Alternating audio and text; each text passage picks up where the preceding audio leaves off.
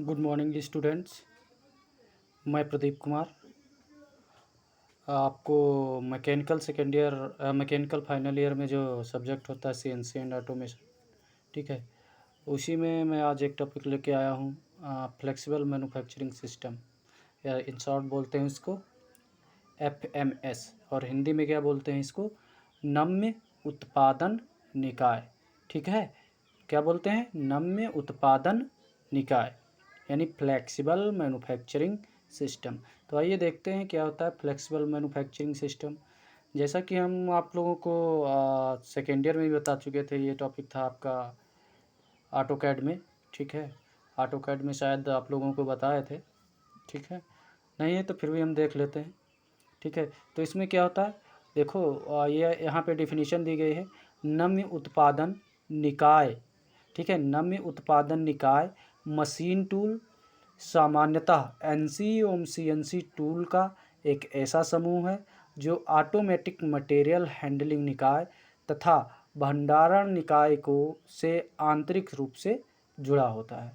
ठीक है, यानी कहने का मतलब ये है कि एफएमएस जो होता है हमारा नम्य उत्पादन निकाय होता है, ये बताया गया है कि मशीन टूल हमारी जनरली हम एनसी या सीएनसी जो मशीन होती हैं उन्हीं को बोल देते हैं। ठीक है, एनसी या सीएनसी मशीन वो मशीन टूल के अंतर्गत आती हैं।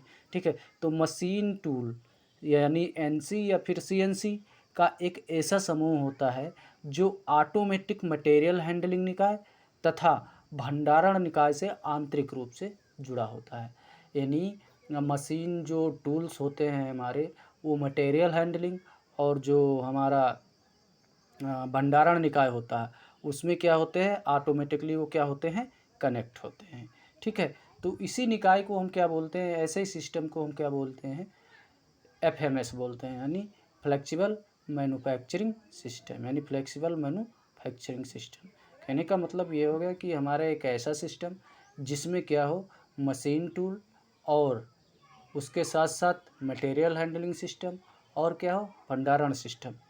ठीक है, वो आंतरिक रूप से मतलब क्या, स्वतः कनेक्टेड हो। ठीक है, स्वचालित हो। तो ऐसे सिस्टम को क्या बोलते हैं हम लोग, नम्य उत्पादन बोलते हैं, यानी फ्लेक्सिबल मैन्युफैक्चरिंग सिस्टम बोलते हैं। ठीक है, आइए देखते हैं आगे क्या है, नम्य उत्पादन निकाय के अवयव। अब उसके बाद हमारा दिया गया है element of flexible manufacturing system, यानी कहने का मतलब ये हो गया कि ये पूछ रहा है कि जो फ्लेक्सिबल मैन्युफैक्चरिंग सिस्टम होता है उसके एलिमेंट्स कौन कौन से होते हैं, मेन टूल्स या मेन पार्ट्स कौन कौन से होते हैं। ठीक है, तो इसमें 3 मेन पार्ट्स होते हैं। ठीक है, मेन एलिमेंट्स जो होते हैं वो 3 होते हैं। पहला होता है हमारा ऑटोमेटिक मशीन टूल। ठीक, ऑटोमेटिक मशीन टूल होता है। दूसरा है हमारा ऑटोमेटिक है मटेरियल हैंडलिंग निकाय, और तीसरा क्या होता है, कंप्यूटर नियंत्रण निकाय।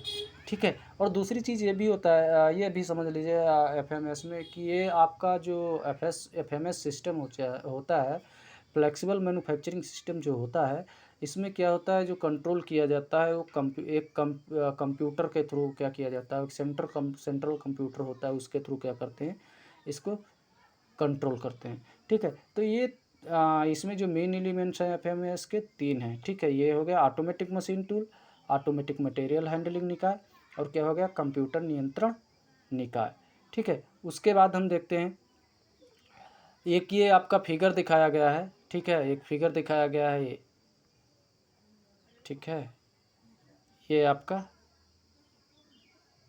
एक फिगर दिखाया गया है। ठीक है, ये आपका एक फिगर है, कैंसिल कर देते हैं यार। ठीक है, तो ये क्या है, आपका एक एफएमएस का फिगर दिखाया गया है, जिसमें देखो मशीन टूल और मटेरियल हैंडलिंग सिस्टम है। ठीक है, मटेरियल हैंडलिंग सिस्टम देखो, एक मशीन टूल ये होगा, एक मशीन टूल ये होगा, और ये क्या है, रोबोट आर्म है।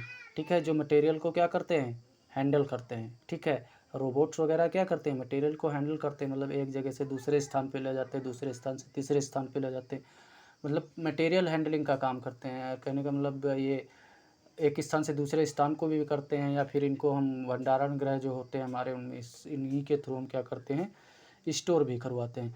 तो मशीन टूल हो गया, मटेरियल हैंडलिंग सिस्टम हो गया, ये आपका वर्क पीस ट्रेवल कर रहा है, ये जो दिखाया गया है कन्वेयर सिस्टम होता है, जिस पे क्या होता है, ये भी मटेरियल हैंड एक तरीके से देखा जाए मटेरियल हैंडलिंग टूल ही है।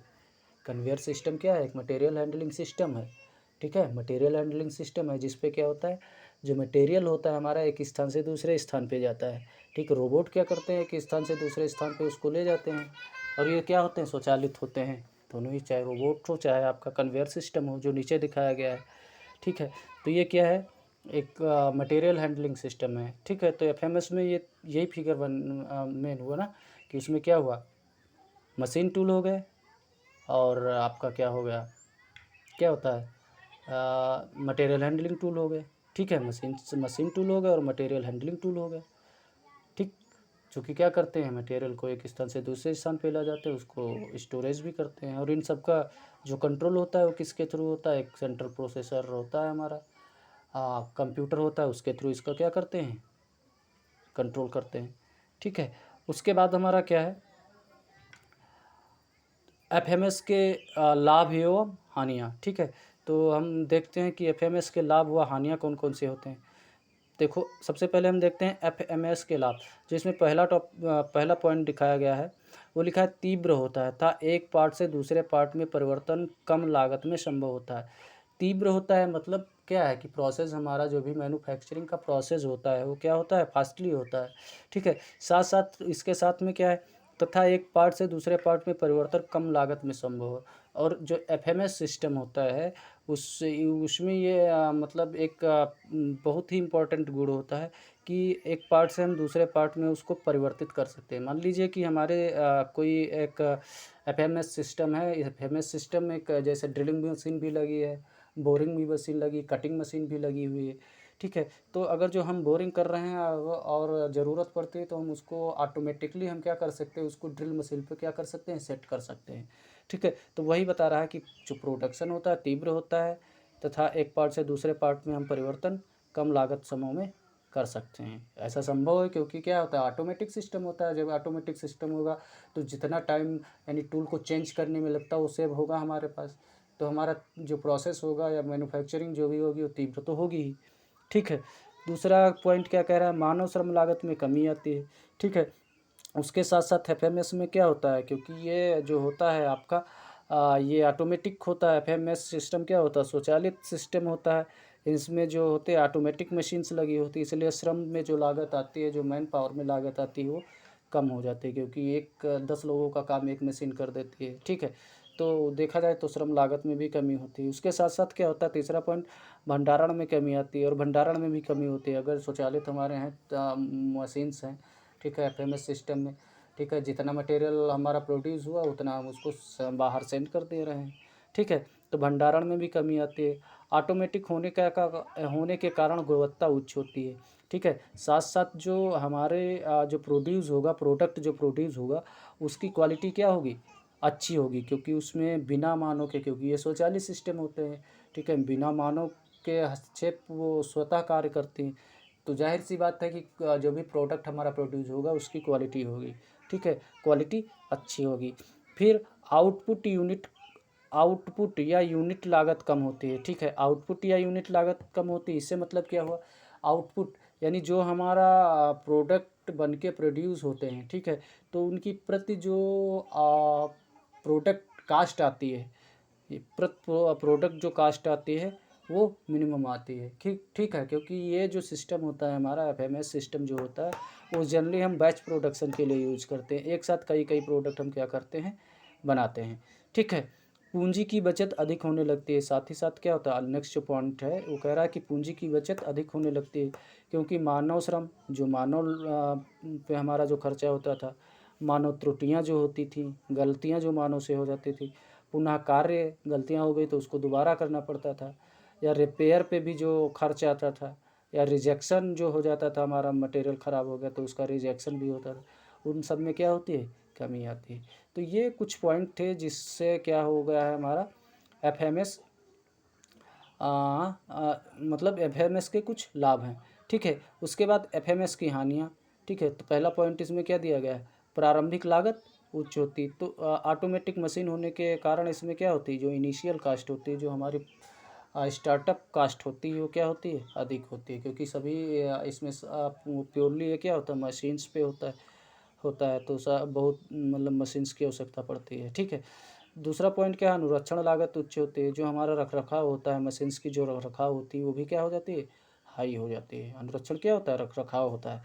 त्वरित तकनीकी खराब संभव होता है, ठीक, क्योंकि ये मशीन्स हैं तो इसमें एकाएक जो हमारे डैमेज होते हैं वो होने की संभावनाएं रहती हैं, ठीक है। एकाएक मशीन है तो एकाएक मतलब ख़राब भी हो सकती है, ठीक है। वही बोल रहा है कि त्वरित तकनीकी खराब संभव होता है, ठीक है। अब एफएमएस के प्रकार, ठीक है। एफएमएस कितने टाइप का होता है, ठीक। तो एफएमएस जो हमारा होता है वो 3 प्रकार का होता है। एकल मशीन सेल, ठीक है।